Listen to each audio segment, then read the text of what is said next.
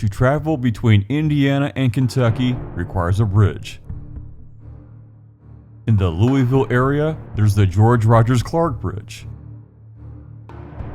the Abraham Lincoln Bridge, the Big Four Pedestrian Bridge, and the Lewis and Clark Bridge, otherwise known as the East End Bridge. It also includes a dramatic tunnel. But what if I told you that an ancient cave went under the Ohio River and Native Americans had been using it for centuries? That would be pretty amazing. And yet, that's exactly the story told by famed explorer Daniel Boone. As the story goes, back in the late 1700s, standing on the Indiana side of the Ohio River, Daniel saw an Indian in Kentucky. That was no amazing feat, as most of the river is not very wide. But what was amazing is that he later saw him on the Indiana side, completely dry and with no watercraft, not a single canoe in sight. When questioned, the man told Daniel that there was a secret cave known only to Indians, and it went under the Ohio River. While this would be an incredible historical find, it ties into another legend, one of a secret cave filled with the bodies of Indian chiefs, but also an immense stash of silver, gold, and gemstones. To this day, no one has ever found this legendary subterranean tunnel. It's easy to dismiss it as an old pioneer tale told to entertain people around a campfire, but maybe, just maybe, there's something more to it.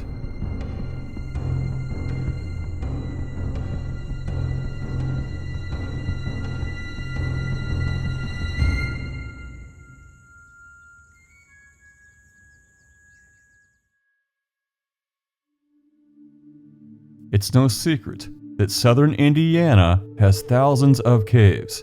This area was once an ancient ocean, and limestone bedrock is below everything. There are well over 2,000 documented caves. Here, you'll find all kinds of show caves, from Blue Spring Caverns at Bedford, Twin Caves at Mitchell, Marengo Cave Park at Marengo, Indiana Caverns at Corydon, Wyandotte Caves at Leavenworth, and Squire Boone Caverns at Mockport. Squire was Daniel Boone's younger brother and hunting buddy, and namesake of the cave system. They traveled hundreds of miles into this once untamed landscape and had many adventures. One time, they were chased by Shawnee warriors, intent on killing them. But at the last moment, they found a cave. Squire believed that God had provided the cave and considered it a holy place. He then decided to live at Mockport and build a grist mill. Out of all the many places that he had lived in his life, he lived at Mockport the longest, dying there in 1815, before Indiana was even a state. Per his request, he was even buried in the cave. But did the tunnel that Daniel Boone spoke of exist in this far corner of Harrison County, close to his brother's home, and in an area with hundreds of caves? Looking at a map of Mockport, we see Squire Boone Caverns. We also see a place between Mockport and Lacania that's a straight shot to Kentucky. It's where Daniel could have seen an Indian at a narrow juncture of the Ohio River and not far from his brother's home. As many caves stretch for miles, the short distance to Kentucky would not be a stretch of the imagination. Some sections are so narrow that a kid in Little League could send a baseball to the other side. And in an area where there are hundreds of caves, Daniel Boone's story is entirely plausible. Harrison County is home to the Binkley Cave System, the largest cave system in Indiana. At over 42 miles and counting, the end has still not been found. It has many different levels of different depths, like stories of an apartment complex. It would be amazing to find a cave that goes down like a basement, travels under the river, and back up to another cave, one whose passage has been hidden for hundreds of years. The mere possibility captivates the imagination, and we know a few things. A map of Indiana caves was compiled in 1961 by Indiana caving legend Richard Powell. It shows numerous caves south of Lacania on the Indiana bluffs of the Ohio River: Big Mouth Spring Cave, Little Mouth Cave, Rat Cave, River Bluff Cave, and Wright's Cave. And a road in the country leads there. The road south of Lacania is gravel, rugged, and a great way to lose your suspension. But the quest for adventure is a very strong motivator, and there's nothing like a legend to put gas in the tank. It tends to be all downhill, as the Ohio River has flooded these banks for eons, taking away layers upon layers and eroding solid limestone. This is in fact what created these ancient limestone bluffs and the caves within them. There's a clear view to Kentucky, and it's not very wide.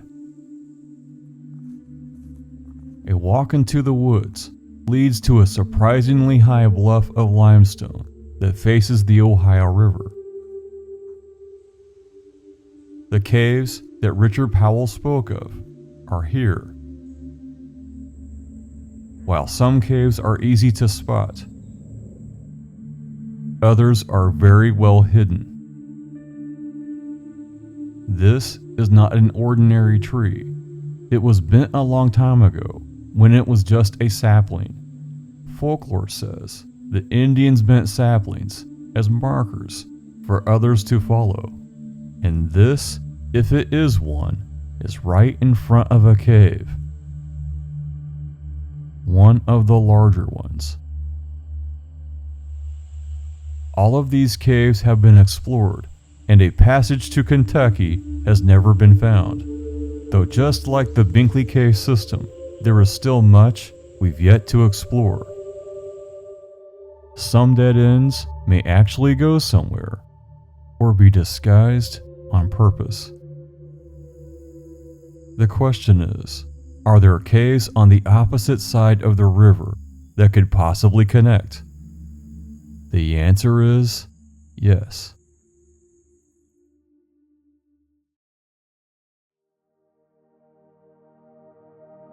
Traveling across the bridge to Brandenburg, Kentucky, we head for an area known for many caves. And like the one south of Lacania, they are very close to the Ohio River. After what seems like a far drive across the border and a long way from the river, we arrive at Otter Creek. And while it also seems counterintuitive, the road winds all the way back to the Ohio River. The far northern parking lot provides a view of the Grand Waterway and Indiana's Harrison County shoreline. Underneath the railroad bridge, you hear running water. It's fresh water from a stream that emanates from the south. This water is not only from a spring, but a well-known cave, Morgan Cave. And where water and limestone mix, they form carbonic acid, which in turn makes some of the largest caves in the world, with some of the most amazing underground passages. parking at what looks like an old quarry south of the Ohio River. The trailhead is across the street. The path leads down to a gully. Even from a distance, you can hear a mighty rush of water coming from the cave. The stairs are very old, and the handrails are very sketchy, but that just adds to the charm. Beautiful cascades trickle down from the cave.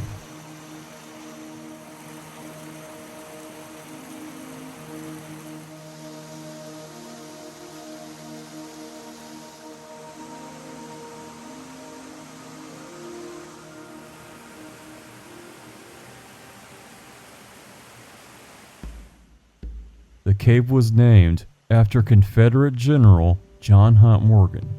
He and his men invaded Indiana in 1863.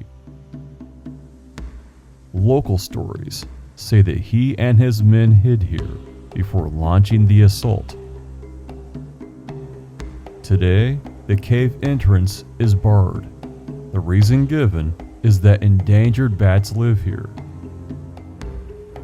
While this cave may or may not connect to Indiana with other passages, it certainly encourages the idea and stimulates the imagination with possibilities.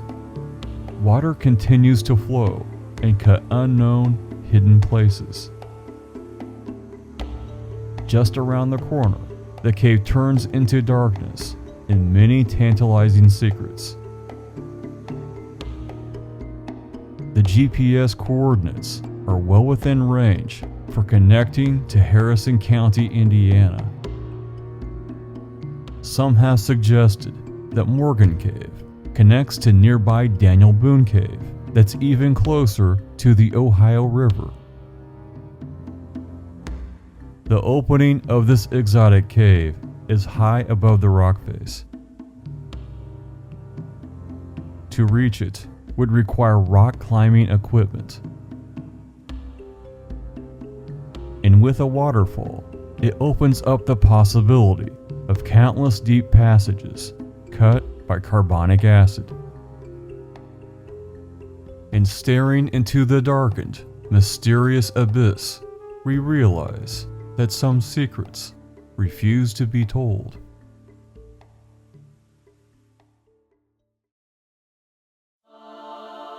After well over 200 years of Indiana history, people are still finding caves and cave passages. It highlights that we still don't know it all. There is still much to be found and explored. And those that have charted the Indiana and Kentucky karst region will tell you we could be standing on hundreds of miles of passages and not even know it. Be it an undiscovered, ancient, underground tunnel, or the twinkle of a storyteller's eye, the folklore of the Ohio River Indian Tunnel will surely be around longer than we are.